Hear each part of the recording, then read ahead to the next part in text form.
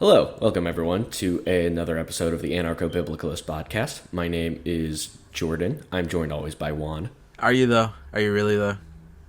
Are you just talking to yourself? I like to think. Or is this whole podcast just a figment of your imagination? I mean, shit. I got some thinking to do, but I'll do that later. We're recording now.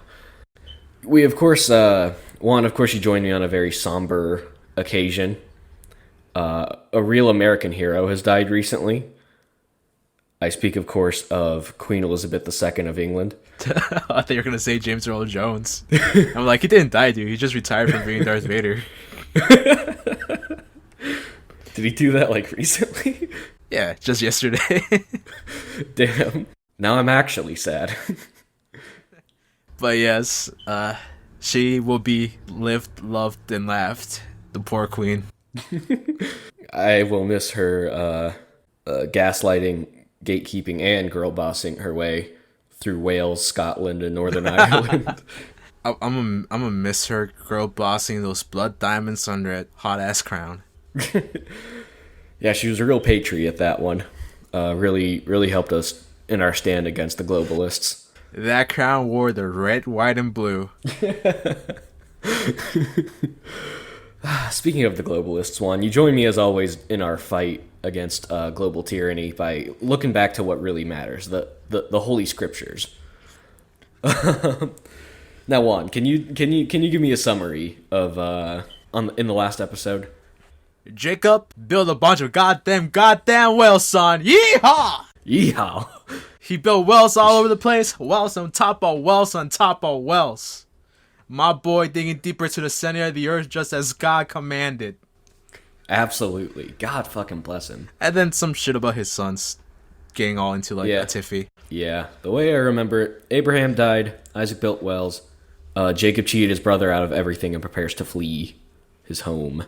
Oh, well, yeah, cheated everything in like really Looney Tunes fashion of like covering himself in hair. It was a weird story. I'm sorry, I don't remember the details too much of it, but oh my god, that was so funny. Yeah, he put some hair on him, and then he was like, "Here's some stew, pops." And then he walked on it. He's like, I don't know. Do you smell like him? That's some boy smell. Okay, I'll give you the blessing. My son, what big hairy hands you have. All the better to cook stew with, my father. Wow, son, what uncharacteristically feminine voice you have. Wow, my son, what nothing of Jacob be you are. Anyway, here's the blessing. Anyways, so, before we get into the episode, I got a little bit of bookkeeping for the listeners I want to give. Number one, we're going to start adding links of information we reference in the description. And we're also going to put more specific content warnings before each episode to help people pick and choose which episodes they want to listen to.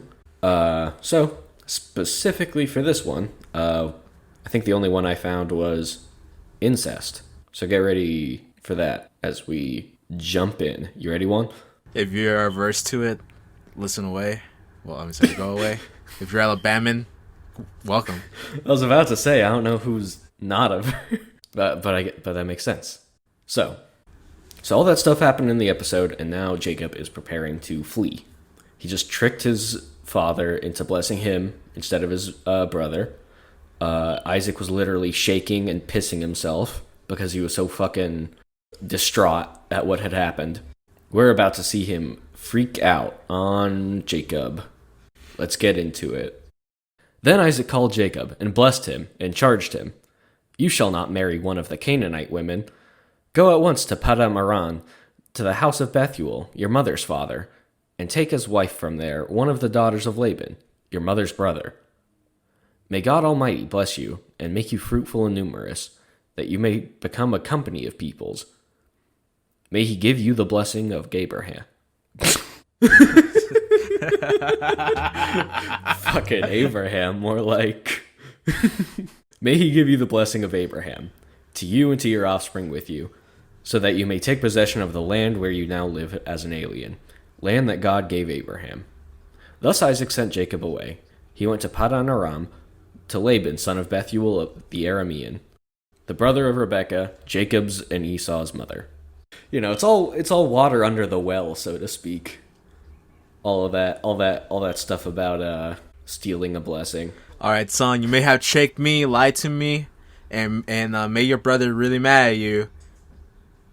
But let me tell you how to get some bitches. As long as you don't marry one of those Canaanite women. On one hand, my one son's a real piece of shit. On the other hand, my other son married into a race that I don't like.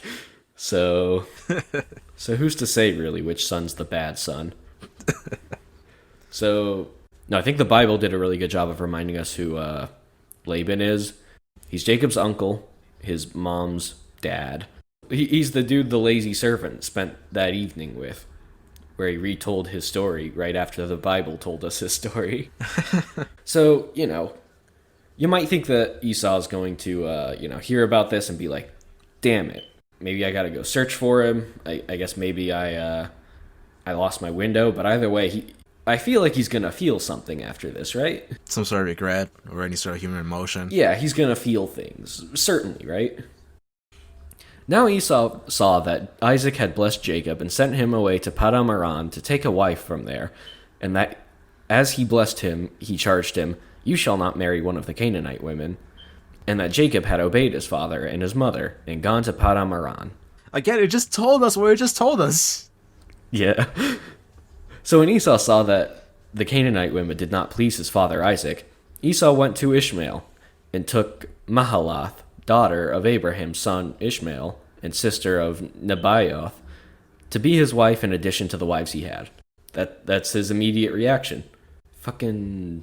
Wait, so Esau went to go grab a Canaanite? Or... No, not a Canaanite. His cousin. Oh, of course, the classic move. Yeah, the classic move. But yeah. I do love this, though. It has, again, it radiates Alabama energy. Shit, my dad's racist. Guess I have permission to go marry my cousin. I guess I gotta marry my cousin instead of a person with sufficient genetic difference from me. So now Jacob's off. He's off into his own little journey. And we're gonna follow that journey for, let's see, literally the rest of the episode. I swear to God, if Jacob's story is just Abraham's story 3.0, I'm gonna throw a fit. No, don't worry. This one's got a little bit of difference. I promise. A good amount of difference, actually. So, Jacob left Beersheba and went toward Haran. He came to a certain place and stayed there for the night, because the sun had set. Taking one of the stones of the place, he put it under his head and lay down in that place. Thanks for the sentence structure, Bible. And he dreamed that there was a stairway to Set.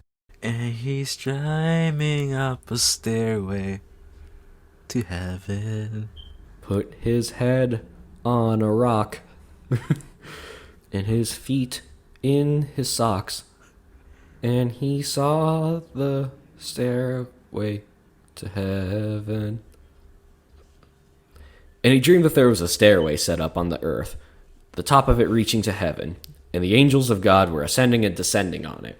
And the Lord stood beside him and said, "I am the Lord, the God of Abraham, your father, and the God of Isaac. The land on which you lie, I will give to you and to your offspring. And your offspring shall be like the dust of the earth." Oh my God. It one stick. "And you shall spread abroad to the west, and to the east, and to the north, and to the south. And all the families of the earth shall be blessed in you, and in your offspring." Okay, at least he improved the pitch now. It's actually kind of a cool pitch now. He does it a little differently, but he is just the first nomad he looks upon that has that pure bloodline. He took notes, like he told it to Isaac, and Isaac didn't look too impressed. He's like, I'm gonna need to work on it. Oh, just watch how Jacob reacts. He had a whole presentation for it this time. Yeah, no, he's been given the spiel the whole time. I feel like he's just been constantly presenting and representing and representing. I mean, this isn't even like as impressive a vision as as Abraham's fever dream, you know? I feel like he isn't even on his A game today. But like he had to do like stupid shit with Abraham, because Abraham already saw God like plenty of times. He walked with God. True. Yeah. Like this is a newcomer. He can kind of tone it down a bit. but like just not too much where he isn't impressed. Yeah, you gotta ease him into it. Yeah, exactly. So you start with somebody with something light, and then you go from there, or else you overwhelm them. Yeah. He might end up like the other girl who just wanted to cry and kill herself afterwards. Ah, shit, I forget her name. Oh, Hagar. Hagar, yeah. Yeah. No, yeah, that was a bad vibe. It's like, okay, no, not again. While we're pausing to talk, you might recognize the phrase Jacob's Ladder. No. Oh, well, there's like a movie called it. That's what this is, but the only two translations this version gives are stairway or ramp for that phrase, but I'm like 90% sure I've seen ladder there. These are all different things. How are they confused with each other? I don't know, man. I don't know Hebrew. Jacob's stairway sounds like a hell of a lot more impressive and like of importance than a ladder. It's like, oh, it's just a ladder? Jacob's ladder? Whoa. I like to imagine the angels climbing up and down and like bumping into each other and like looking up each other's fucking robes.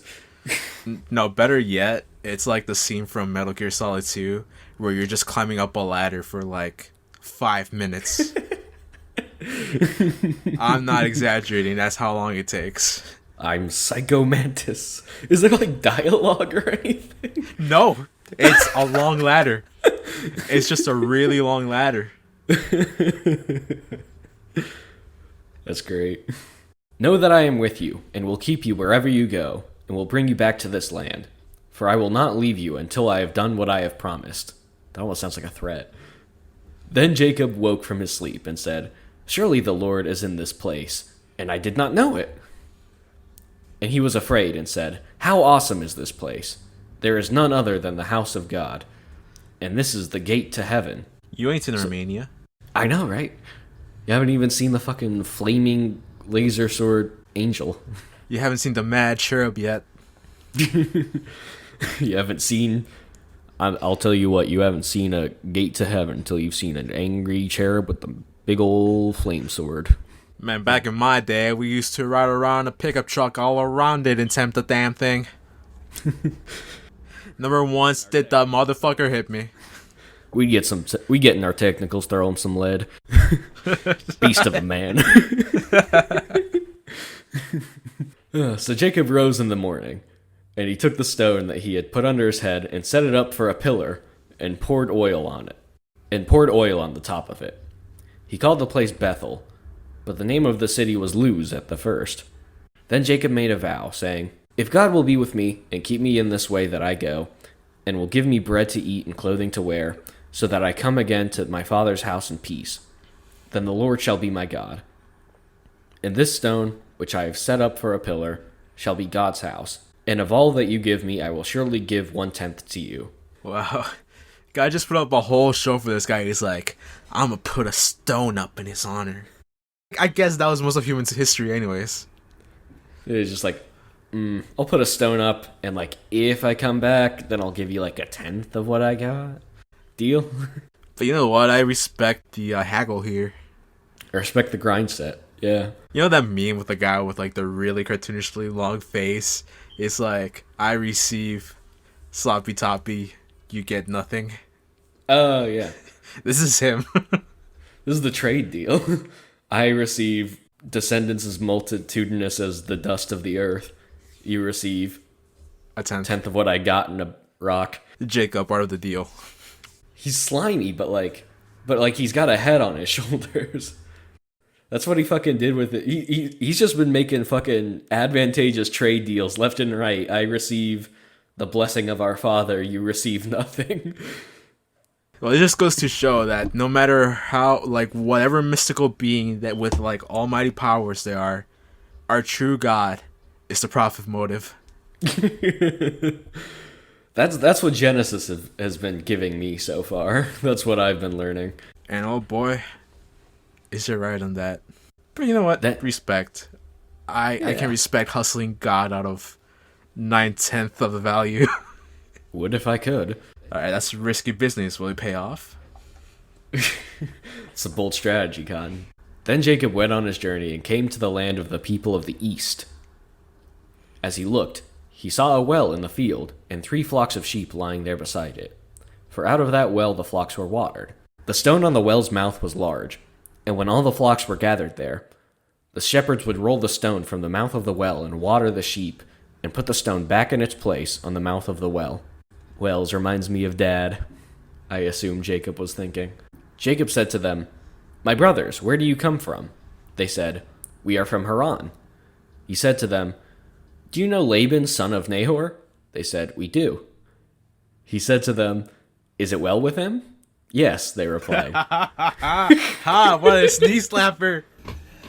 Yeah, what a classic interaction between real humans. Is it well with him?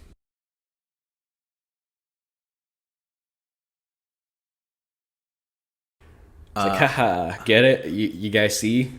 And then they just like didn't acknowledge it and moved on in the conversation. What a weird fellow that Jacob was. What a weird dude. "Yes," they replied. "And here is his daughter, Rachel, coming with the sheep." He said, "Look, it is still broad daylight. It is not time for the animals to be gathered together. Water the sheep and go pasture them." But they said, "We cannot until all the flocks are gathered together, and the stone is rolled from the mouth of the well. Then we water the sheep."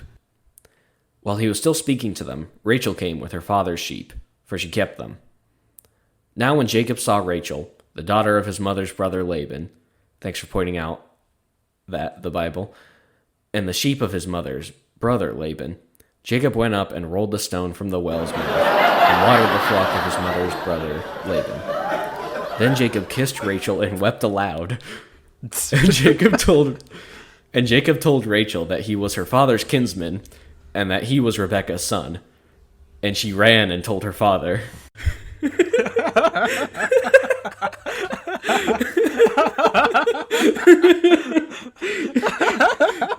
Which is just fucking emotional whiplash.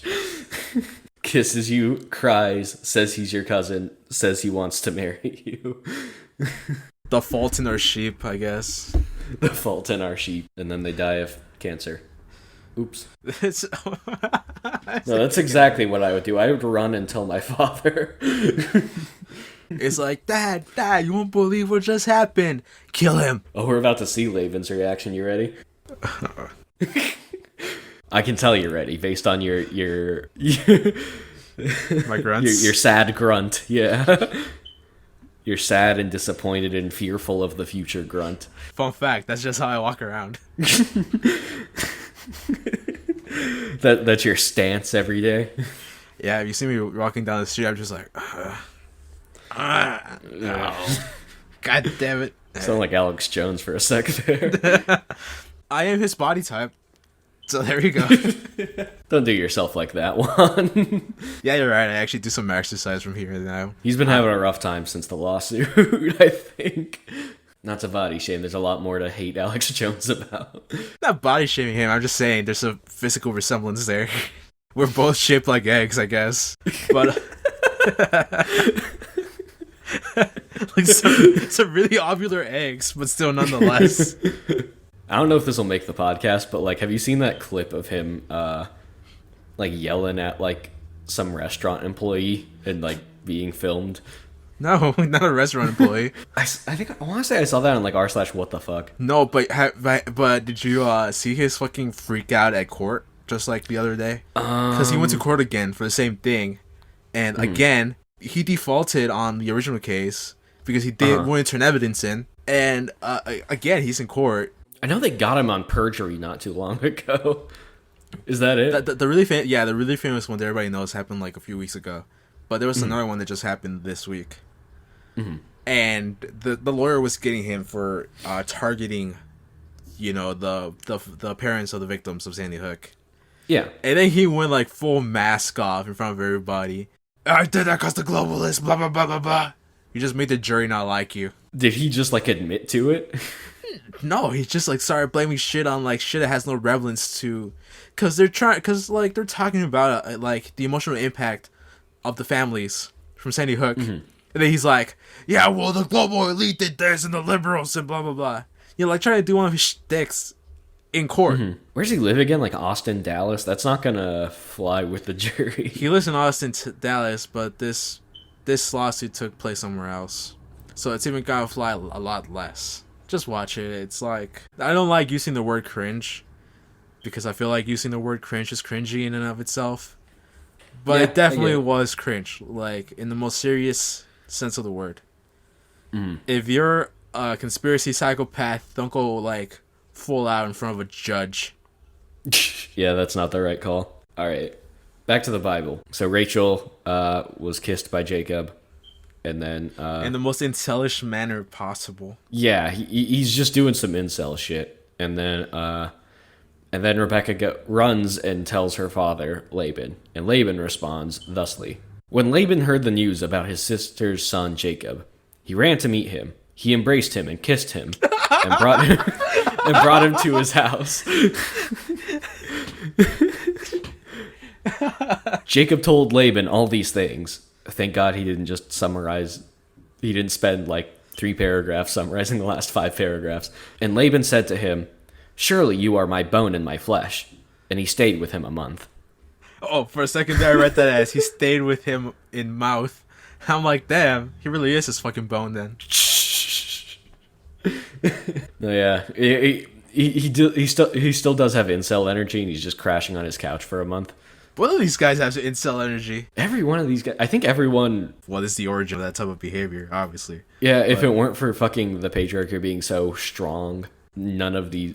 It's one of those things where it's like nowadays a woman has to actually like you to marry you, and that wasn't the case back then.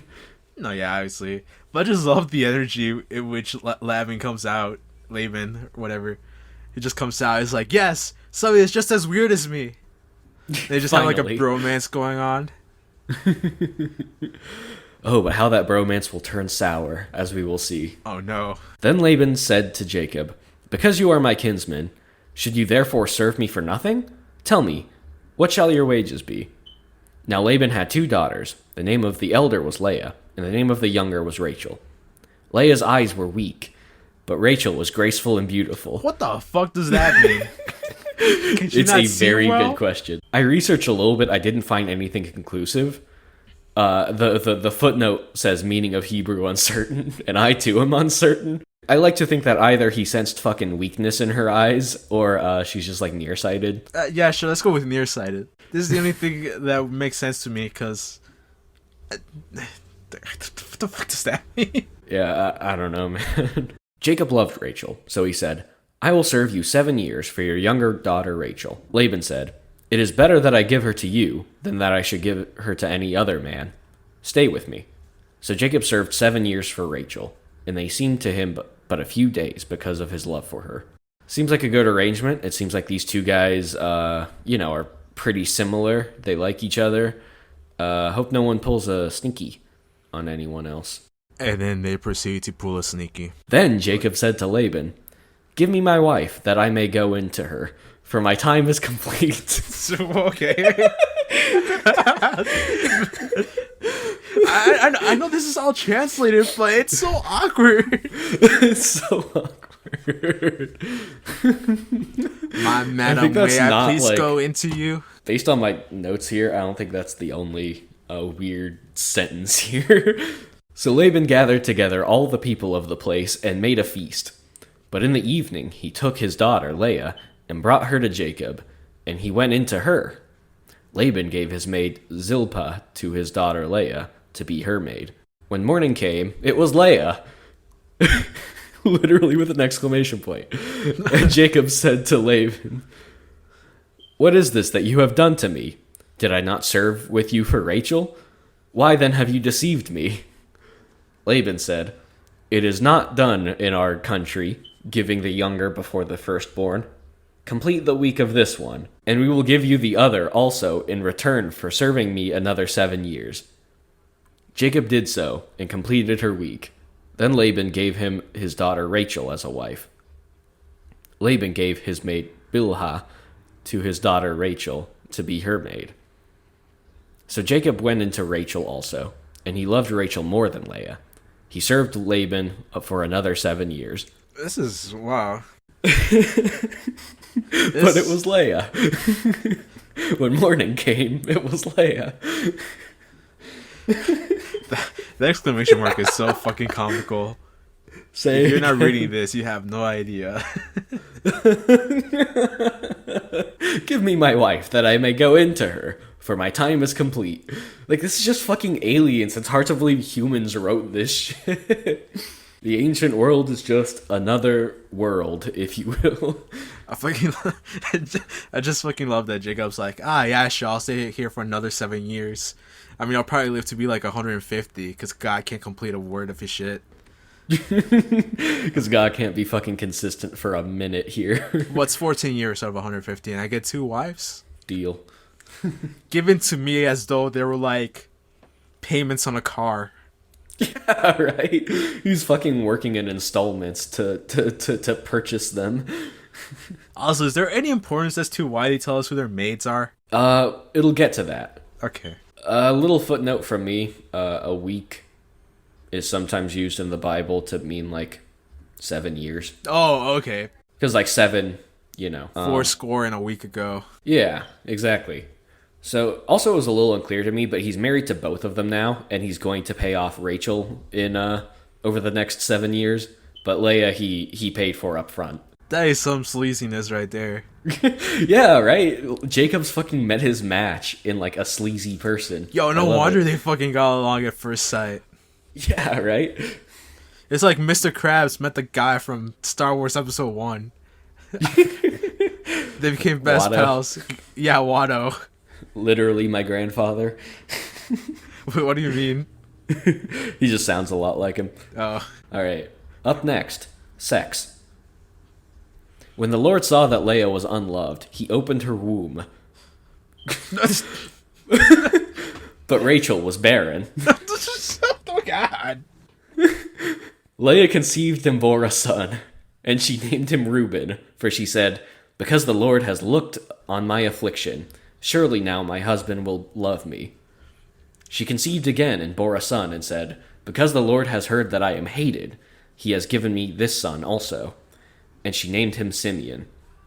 Again she conceived and bore a son, and said, "Now this time my husband will be joined to me, because I have borne him 3 sons, Therefore, he was named Levi, of course.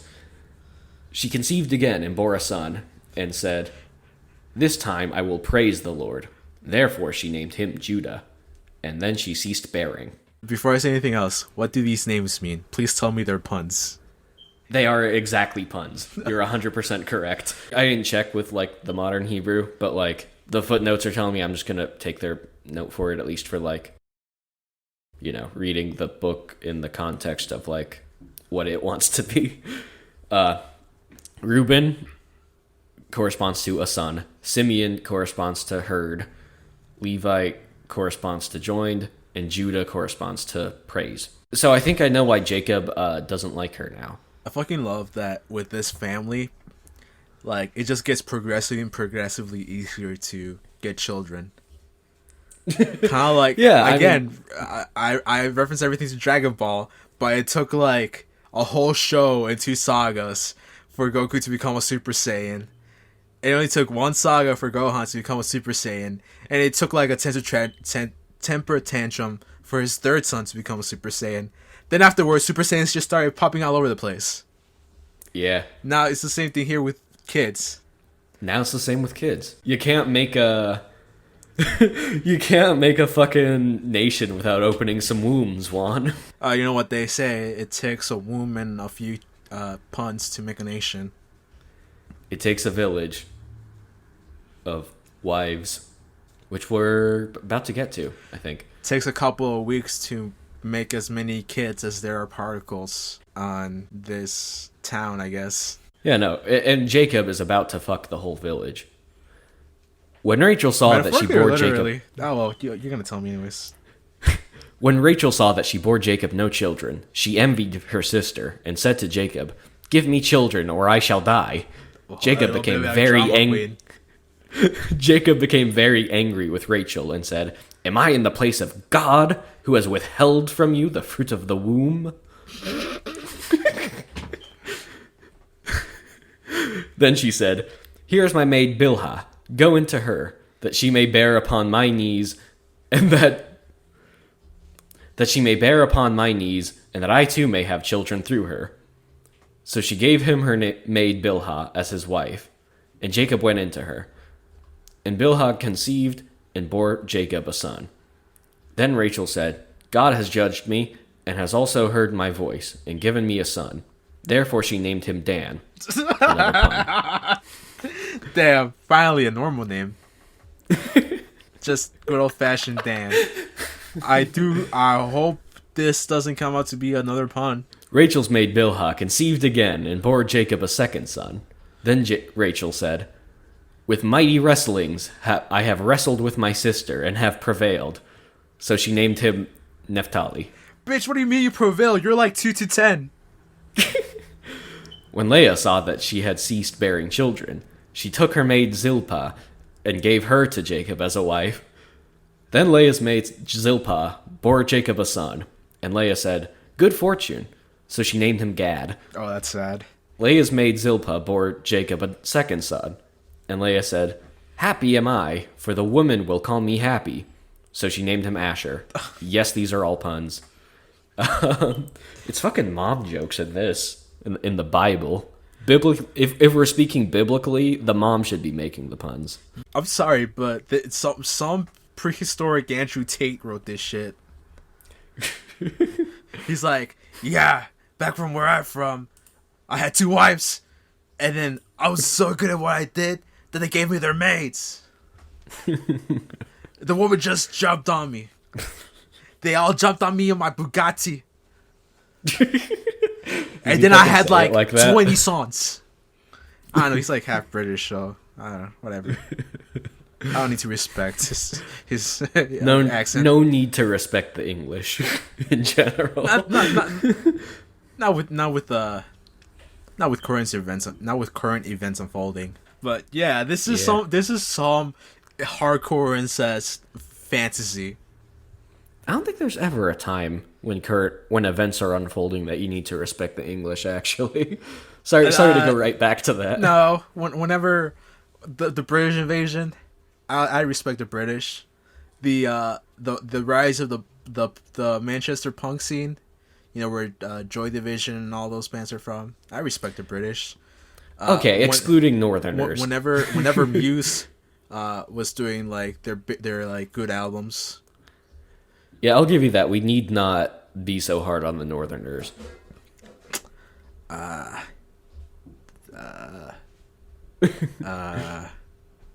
You too? Nah, fuck 'em. In the days of wheat harvest, Reuben went...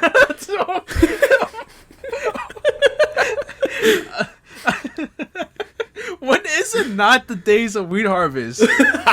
Is it talking about the season? I hope it's like... I think he's talking about the season. Okay, I thought it meant like back when we used to harvest wheat. It's like... You know, fucking August or whatever. Okay. That was all of history, including now. It was like the days when you harvested wheat. Like, we're still harvesting wheat. In the days of wheat harvest, Reuben went and found mandrakes in the field, and brought them to his mother Leah. Then Rachel said to Leah, please give me some of your son's mandrakes. But Leah said to her, is it a small matter that you have taken away my husband? Would you take away my son's mandrakes also? First of all, what's a mandrake? Petty as fuck. It's like a root vegetable. I think it kind of looks like a little guy. I don't know, Google a picture. Anyways, Rachel said, then he may lie with you tonight for your son's mandrakes. Oh my god, I fucking love this. People just be giving away like the most importance of stuff with like such implications for such trite stuff. Yeah, like fucking... It's like, Like with Jacob, it was like, give me your whole birthright for some soup. And now it's like, I'll give you my husband for some roots. Yeah, she's literally prostituting Jacob out, which like I don't hate. This could be kinky. I don't know. When Jacob came from the field in the evening, Leah went out to meet him and said, "You must come into me, for I have hired you with my son's mandrakes."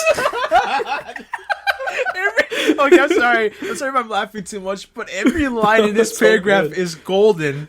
Yeah, dude, this is this is some of the best Genesis that we've had so far.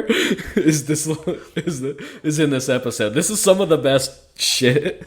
We need to like recreate this chapter, but like in a skit Tim and Eric style. This would be great. Nobody would understand it because Like nobody fucking mumbling reads through this book lines. apparently. But You must come into me, for I have hired you with my son's mandrakes.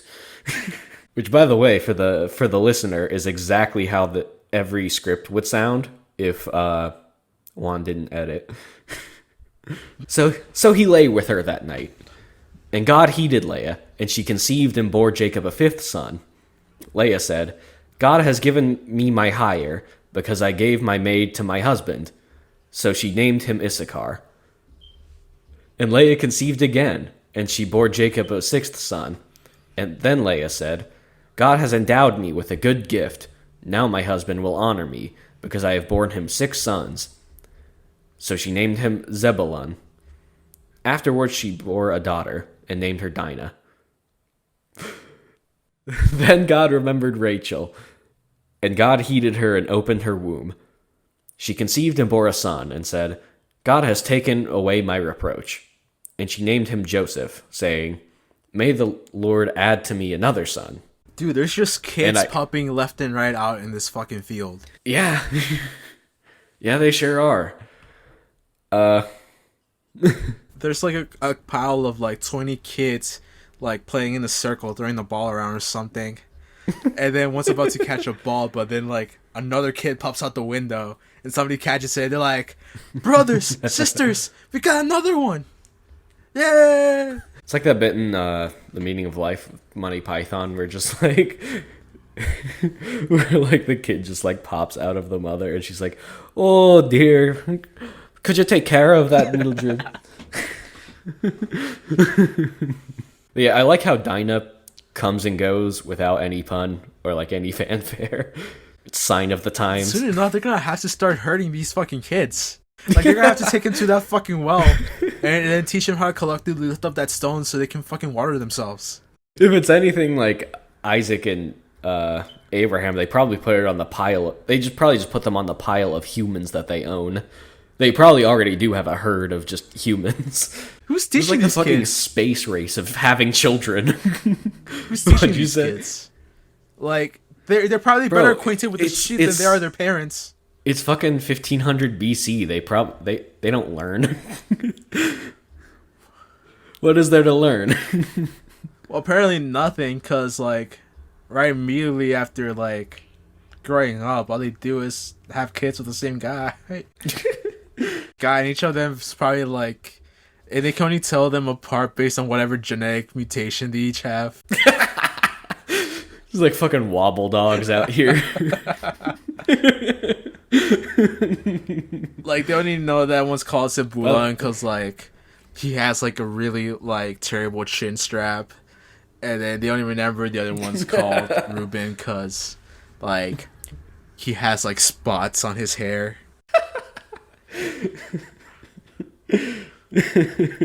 Fucking Judah develops wings. Also, to address the elephant in the room for those listeners who know the context of all of this, those kids' names are the names of the tribes of Israel later. I won't say they're the descendants of the tribes of Israel because, like, none of these people existed, but, like, they're the mythical sort of ancestors that spawned these tribes. Yeah, there's so many fucking kids of them. They're gonna start forming their own little cliques and, like, going all Lord of the Flies on each other. Thought you were gonna say they were gonna unionize. I don't think they understand the concept yet. True. Yeah, they probably don't. I mean, fucking Abraham and Isaac would have been in trouble. You gotta unionize for better wages. What the fuck's a wage? What, you mean a wife? Work for 7 years, get a wife, that kind of wage? You mean if we all work together, we can get that wife a lot sooner? And then they all share it in the means of reproduction. They fucking nationalize wives. I mean, aren't they already? Not naturalized, more like localized within the family, I guess. This book is a disaster. So, no more babies. Back to the plot. You ready? Yeah. When Rachel had borne Joseph, Jacob said to Laban, "Send me away, that I may go to my own home and country. Give me my wives and my children, for whom I have served you, and let me go, for you know very well that servants I have given you." But Laban said to him, "If you will allow me to say so, I have learned by divination that the Lord has blessed me because of you. Name your wages, and I will give it." Jacob said to him, "You yourself know that I have served you, and how your livestock have fared with me. For you had little before I came, and it has increased abundantly, and the Lord has blessed you wherever I have turned. But now when shall I provide for my own household also?" He said, "What shall I give you?" Jacob said, "You shall not give me anything. If you will do this for me, I will again feed your flock and keep it. Let me pass through all your flock today, removing from it every speckled and spotted sheep, and every black lamb, and the spotted and speckled among the goats. And such shall be my wages. So my honesty will answer for me later, when you come to look into my wages with you. Every one that is not speckled and spotted among the goats and black among the lambs, if found with me, shall be counted stolen." Laban said, "Good, let it be as you have said." But that day Laban removed the male goats that were striped and spotted, and all the female goats that were speckled and spotted, every one that had white on it, and every lamb that was black, every one that had white on it, and every lamb that was black, and put them in charge of his sons. And he set a distance of 3 days' journey between himself and Jacob, while Jacob was pasturing the rest of Laban's flock. So, he's a sneaky guy. He's like, "Oh, give me all the speckled and striped and spotted and lambs." And Laban's like, "Yeah, I'll give you that. Psst. Hey, get all the lambs of color out of here." You gotta segregate them. He segregated his flock so that Jacob would come back and just only see an ethno-state. And he'd be like, "Damn, I get no wages." And just a couple of sneaky guys. But Jacob's going to do something sneaky right back to him. In my head, it was Jacob's like, "Yeah, give me all your misshapen, like, sheep and goats so it can match my kids." Not misshapen. They just have spots on him, like that one son. So Jacob's about to do a sneaky. Wait, so what was the point of that? Just because Jacob wanted to be like, if you're gonna pay me wages, like, well, I'm gonna go easy on you. Just give me like all like literally the black sheep of your flock. I think he's miss them, and I can use them. I think he's trying to transfer from renting to owning, trying to start a flock of his own instead of getting paid wages. Basically. Yeah, exactly. Yeah, exactly. He wants some of those goats, but he's like negotiating. It's like, keep me the shitty ones. Yeah, that's all I need. And it's also a thing of, hey, I'm not stealing from your flock because all of mine are the ones with little splotches on them. So you can tell which ones I took. Yeah, like my son. So far, this has been like the most reasonable thing fucking said in all the Bible. You wait. It's gonna be reasonable from here for sure. There are reasons involved, yes. Oh, there's a reason for this. Then Jacob took fresh rods of poplar and almond and plane and peeled white streaks in them, exposing the white of the rods. He set the rods that he had peeled in front of the flocks in the troughs, that is, the watering places, where the flocks came to drink. And since they bred when they came to drink, the flocks bred in front of the rods, and so the flocks produced young that were striped, speckled, and spotted. Jacob separated the lambs, and set the faces of the flocks toward the striped and completely black animals in the flock of Laban. And he put his own droves apart, and did not put them with Laban's flock. Whenever the stronger of the flock were breeding, Jacob laid the rods in the troughs before the eyes of the flock, that they might breed among the rods. But for the feebler of the flock, he did not lay them there, so the feebler of Laban's, and the stronger of Jacob's. So the feebler were Laban's, and the stronger were Jacob's. Thus the man grew exceedingly rich, and had flocks and male and female slaves, and camels and donkeys. Yo, they're just reversing each other. Yeah, that was a fucking bait and switch for me, though, like, to my modern eye, because I thought he was like, oh, he's gonna fucking, like, paint them. He's gonna put speckles on them. But like, it turns out he did some like Genetic engineering. pseudoscience. Yeah, he did just like ancient pseudoscience. He put fucking essential oils on them so that they would make speckled and spotted children. This is the Wobble Dogs episode, man. There's a line from Hellsinger Bridge that always gets me, and it's when the Nazis are talking to each other, and one of them's like, "Oh, I'm sorry." Shit, how do I do a German voice? I'm not even gonna do it. But one of them's like, "Oh, I'm sorry, Commander. They figured out our plan." And the other one's like, but don't worry, that was the plan. Now we gotta plan around the plan that they're planning to plan around our plan, so we plan around that plan.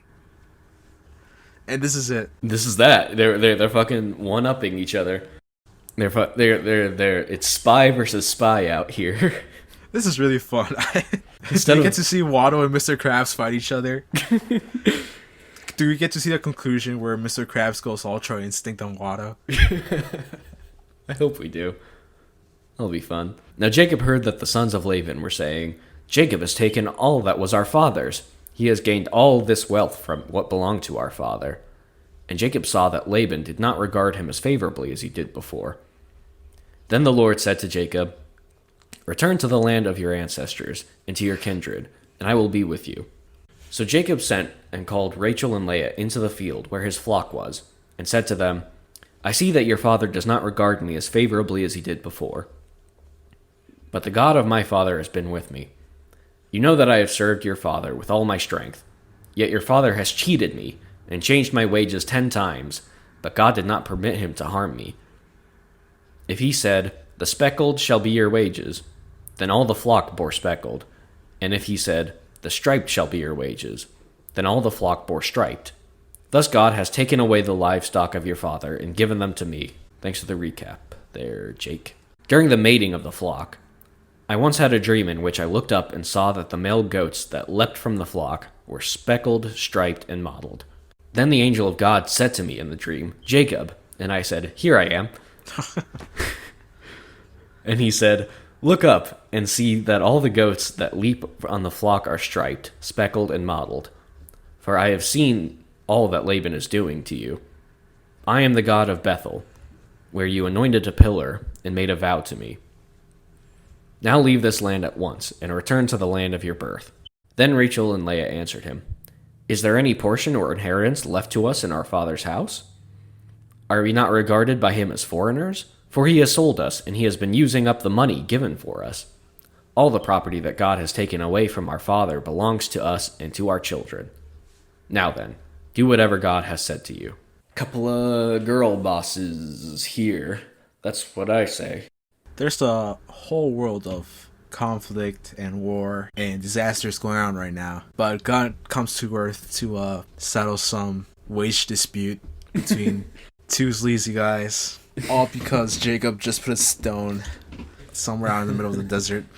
All I'm saying is that the original union was God the Father. That's all I'm saying.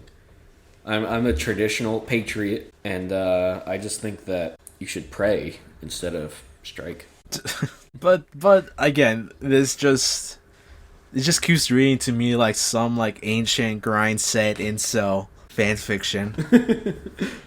Like there's really like, yeah, I get laid all the fucking time, and I buy low, sell high. Bro, they what you do is get all the weird NFTs. And then you sell them later. The thing is, he has this one weird trick that Laban hates him for it, and that is the power of God Almighty. If somebody swiveled me out of my shekels with God, I'd be pretty mad. My shekels, my beautiful shekels. Thus, the incident has been incited, and our protagonists are off. So Jacob arose and set his children and his wives on camels, and he drove away all his livestock, all the property that he had gained, the livestock in his possession that he had acquired in Padan Aram. The livestock in his possession that he had acquired in Padan Aram, to go to his father, Isaac, in the land of Canaan. That guy is still fucking alive? That guy is still fucking alive. I thought he was on his deathbed already. He lived for 14 more years. Now Laban had gone to shear his sheep, and Rachel stole her father's household gods. And Jacob deceived Laban the Aramean, in that he did not tell him that he intended to flee. So he fled with all that he had. Starting out, he crossed the Euphrates and set his face toward the hill country of Gilead. A little bit of context. The household gods were a thing in the ancient world. It was basically like a god that you put on your mantle. There were a couple of flavors, one of which is like Hera, for example, the goddess of the hearth in Greek mythology.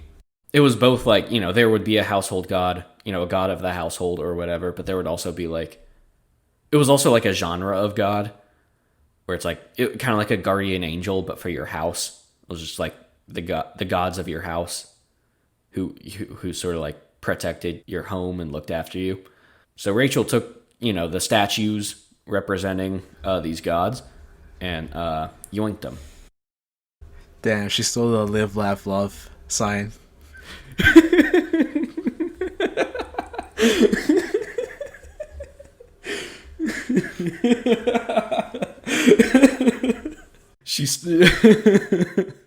She fucking took she saw the fucking "this house is a home" sign hanging up on Laban's over Laban's kitchen, and it's just like, yoink. Might need this. Better to have it than to not have it. Laban's like, no. How will they know how warm and welcoming my house is? Now everybody will think I'm a cold-hearted dude. No! How will they know how quirky I am? No one's gonna know. Or I guess more accurately, they stole the Virgen of Guadalupe from his house. Stole the little Virgin Mary's candle. Stole the rosary the Pope had blessed. Shit, that's like exactly it, though. No, my candles. No. Yeah, she stole the fucking candles. That's looking funny. Wait, so you're telling me that, like, Jacob lived with this guy for 14 years, worked with him. He never bothered to spread the word of God to him? I mean, in real life, during this point, or first of all, like, monotheism doesn't even exist for the people living in Canaan who would later become Jews and the Israelites. Basically, the idea that, like, the Israelites for their whole time were, like, a group of people who was monotheistic and worshiped God and God only, that's not true. Into the historical period the Bible actually accurately covers, there's going to be a lot of gods worshipped alongside Yahweh. But yeah, Laban seems to, like, acknowledge the existence of God, but he also has this household god. And, like, during the period where these stories were told orally, and then, like, even into the time when they were compiled, household gods were very possibly a thing that, like, a lot of the readers of the stories would have. So this book basically meant to spread the word of the one true God. In it, still, the other gods still reside in it as though they...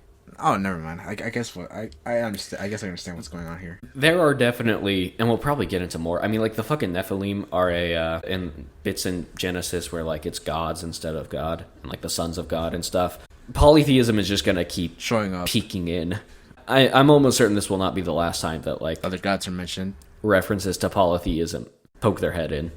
By the way, I've got a Wikipedia. I'm gonna put a Wikipedia link in the description for anyone who wants to read up a little more on household gods. On the third day, Laban was told that Jacob had fled. So he took his kinsfolk with him and pursued him for 7 days until he caught up with him in the hill country of Gilead. But God came to Laban the Aramean in a dream by night and said to him, "Take heed that you not say a word to Jacob, either good or bad." Laban overtook Jacob. Now Jacob had pitched his tent in the hill country, and Laban with his kinsfolk camped in the hill country of Gilead. Laban said to Jacob, "What have you done? You have deceived me, and carried away my daughters like captives of the sword. Why did you flee secretly and deceive me and not tell me? I would have sent you away with mirth and song, with tambourine and lyre. And why did you not permit me to kiss my sons and my daughters farewell? What you have done is foolish. It is in my power to do you harm, but the God of your father spoke to me last night, saying, 'Take heed that you speak to Jacob neither good nor bad.' Even though you had to go because you longed greatly for your father's house, why did you steal my gods? Jacob answered Laban, because I was afraid, for I thought that you would take your daughters from me by force. But anyone with whom you find your gods shall not live. In the presence of our kinsfolk, point out what I have that is yours, and take it. Now Jacob did not know that Rachel had stolen the gods. It sounds like Laban said a lot of words to Jacob, but like, okay. And maybe he has to just have to say neutral words. That did not sound of neutrality. Yeah. All I'm saying is that I can kill you. Which is neither good or bad. That's not good, that's not bad. I'm just saying it's a fact. I could possibly bludgeon you to death. That is a fact that I could do that. I could neutrally destroy you and everything you love, and everything that you've built in your whole life. Look, I'm not threatening you, I'm just saying I could. All I'm saying is that I could fucking destroy you. I could fucking destroy you, is all I'm saying. It's not just a threat, just saying. So Laban went into Jacob's tent, and into Leah's tent, and into the tent of the two maids, but he did not find them, the household gods, that is. And he went out of Leah's tent and entered Rachel's. Now Rachel had taken the household gods and put them in the camel's saddle and sat on them. Laban felt all about in the tent, but could not find them. And she said to her father, "Let my lord not be angry that I could not rise before you, for the way of the woman is upon me." So he searched about, but did not find the household gods. It's more suspicious when you have said something instead of you just shut up. Could be a cultural thing of like you're supposed to rise. Oh yeah, that's true. Or whatever, but like... I'm sorry, but my leg hurts. Either way. Yeah, sorry my leg hurts, not sorry I'm on my period. Oh, that's what that means. Yeah, I think so. The way of women. Rachel said, "Don't touch me, I'm on my period." Laban said, "Gross." Later. Oh yeah, that's right, women have those. Yeah, I'm just gonna keep looking. You know how it is with how you have to sit on your camel's saddle when you are on your period. And Laban's like, sure. Yeah, I know that. Duh. Stupid. Why'd you have to mention it, dumbass? Ladies, you know how it is when you're on your period and you sit on a saddle for the whole, like, time that it happens, for the whole multiple days. You know. And you can't stand up the whole time. I know all the women in my life have their own camels that they sit upon. Just for this occasion. No, not the camel, mind you. Just the saddle. It just laid it out on the floor. Yeah. Just in your tent. In my head, like, the camel was in the tent, and, like, her head is, like, sticking up on the tent. She's what's supporting the tent. She's the load-bearing stick. Not really that, but, like, in a gratuitous matter where, like, the tent is just over you. You're trying to bring physics in, but, like, this guy literally just, like, cut into some elements and genetic engineering happening. True. Then Jacob became angry and upbraided Laban. Jacob said to Laban, "What is my offense? What is my sin that you have so hotly pursued me? Although you have felt about through all my goods, what have you found of all your household goods? Set it here before my kinsfolk and your kinsfolk, so that they may decide between the two of us. These 20 years I have been with you. Your ewes and your female goats have not miscarried, and I have not eaten the rams of your flock. That which was torn by wild beasts I did not bring to you. I bore the loss myself. Of my hand you acquired it, whether stolen by day or stolen by night. It was like this with me. By day the heat consumed me, and the cold by night. And my sheep fled from my eyes. These 20 years I have been in your house. I served you 14 years, for your 2 daughters, and 6 years for your flock. And you have changed my wages 10 times. If the God of my father, the God of Abraham, and the fear of Isaac, had not been on my side, surely now you would have sent me away empty-handed. God saw my affliction and the labor of my hands and rebuked you at last." I feel like this is like that scene from Half-Baked where the dude quits his job and just like tells everyone, fuck you. Like he just won the lottery. So he's just like going off on Laban, on his shitty boss. I did all the fucking work around here, And this how you repay me? By getting your filthy hands all over my stuff. Look at it, it's all over the floor. You know how long it's gonna take to pick all this shit up? Your hands are stinky, Laban. You got your stink all over my stuff. I can only order half my children to pick this all because the other half don't have hands. You can only ask a quarter, actually, because the half of the ones that have hands have to look after the rest of the kids. Oh shit. Because he's not gonna do it. You know how long it's gonna take me to pick up all this shit? Hours. Fucking minutes, because I have slaves and male and female donkeys and male and female camels. But, like, it's the principle. But again, I like how God told him, don't say a word. And he went and said all the words. Oh, he's about to say more. You ready? Nobody listens to God in this fucking book. Again, not that they should. But, like, nobody listens to him. Granted, they aren't bad words, but they are good words. And that's not good either. And that goes against his orders, too. Then Laban answered and said to Jacob, the daughters are my daughters, the children are my children, the flocks are my flocks, and all that you see is mine. But what can I do today about these daughters of mine?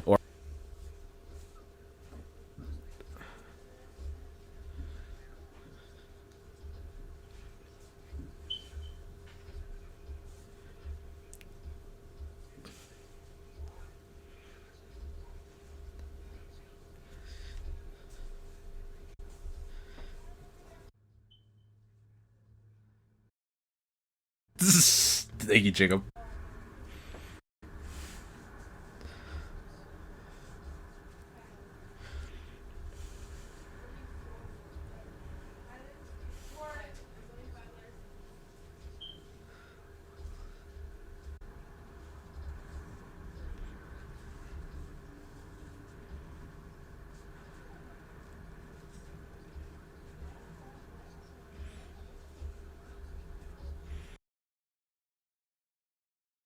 Or about their children, whom they have borne. Come now, let us make a covenant, you and I, and let it bear witness between you and me. So Jacob took a stone and set it up as a pillar. And Jacob said to his kinsfolk, gather stones. And they took stones and made a heap, and they ate there by the heap, Jagar Sahadutha. But Jacob called it Galid. Thank you, Jacob. Laban said, this heap is a witness between you and me today. Therefore he called it Galid. Thanks. And the pillar Mizpah. For he said, the Lord watch between you and me. The Lord watch between you and me, when we are absent one from the other. If you ill-treat my daughters, or if you take wives in addition to my daughters, though no one else is with us, remember that God is witness between you and me. Pues, look here. Shit. That might be a problem. Oh, yeah, you're right. No, it doesn't count, Juan. It's their slaves, so it's not adultery. If you have sex with their maids, with their slaves, then it's okay. Because they're trying to arms race each other with the amount of children they can make. The arms race made them raise their legs to the air. The arms race made them raise their arms and race straight to the top. Who knew? I felt to give context to the audience, there's a Kanye West remix of of a Fall Out Boy song. And it's the best thing ever. I don't understand how it ever got through any publishing company, but it did. It's the best verse. It's probably the best verse Kanye has ever written. Kids, if you listen to that song and you just admire the talent in it, just know, if you want to do the same thing, don't read books. Just do what your first instinct tells you. Yeah, I promise not to do that from here onwards. From now on, I will not. So they made sure, in order to treat each other well, that they stacked some rocks. It'd be really funny if an Egyptian just passed by here, saw what they were doing, and he's just like, pathetic. Just walks away. It's like, you call that a pile of stones? You haven't seen shit. It's because you only believe in one God. We got like 12. 12 times the stones. Then Laban said to Jacob, "See this heap and see the pillar which I have set between you and me? This heap is a witness, and the pillar is a witness, that I will not pass beyond this heap to you, and you will not pass beyond this heap and this pillar to me for harm. May the God of Abraham and the God of Nahor judge between us." So Jacob swore by the fear of his father Isaac, and Jacob offered a sacrifice on the height, and called his kinsfolk to eat bread. And they ate bread and tarried all night in the hill country. Early in the morning, Laban rose up and kissed his grandchildren and his daughters and blessed them. Then he departed and returned home. Thus ends Jacob's time with Laban. But what about Esau? What about Isaac? What kind of wells has he been building? Well, Juan, we will find that out on the next episode of the Anarcho-Biblicalist podcast. Juan, what did you think of this episode? Oh, this was fun. This was hella fun. Just the sentence structure alone in this one was pretty great. You know, back then, still, before reading this book, I'm like, you know what? I'll respect this book because people believe in it. Now I'm like, you know what? I'll respect this book because it's fucking funny. It's funny as fuck. I liked giving you a little, here I am. I wonder how many archaeologists have spent all their time, like, in the Israel-Palestine area trying to find that pillar. It's like, I gotta find the fucking pile of stones! It might be... I mean, that happens in, like, ancient stuff where, like, there will be a pile of stone, and then, like, the people around it will make up a story around it. It's like the Cyclopses with the Mycenaean structures in Greece. Hey, yo, somebody left a pile of stones in a pillar over there. You think they were trying to mark something? No, you know what it was? Some giga chad of a guy named Jacob fucked a bunch of wives there and had a bunch of sheep. That's what that was. Are you sure? I just think they're trying to point the way to the wall with a big stone on it. And Jacob didn't love his wife Leah, but so God opened her womb, but Rachel was barren. And Jacob said to Laban, "Give me my wife that I may go into her, for my time is complete." Sahir, is there something you want to tell me? What'd you do to my wife, Sahir? Why are you telling me this? But Leah's eyes were weak. Rachel was graceful and beautiful. Jacob loved Rachel. The other guy just responds, "You should write a book." And then he did. Fucking on more coke than the Warhammer guys were. Almost. This is almost as coked up as some of the tales there. I mean, you don't know it because you haven't looked into it, but there's tales of, like, space marines just eating people, trying to retrieve the memories, and then going on a genocide because one of them looked at them funny. But then somehow, like, a really sexy shape-shifting alien is involved. You don't know how crazy it gets, dude. That'll be our next podcast, is you'll read Warhammer books to me. All right. Until then, everyone, so long. Bye.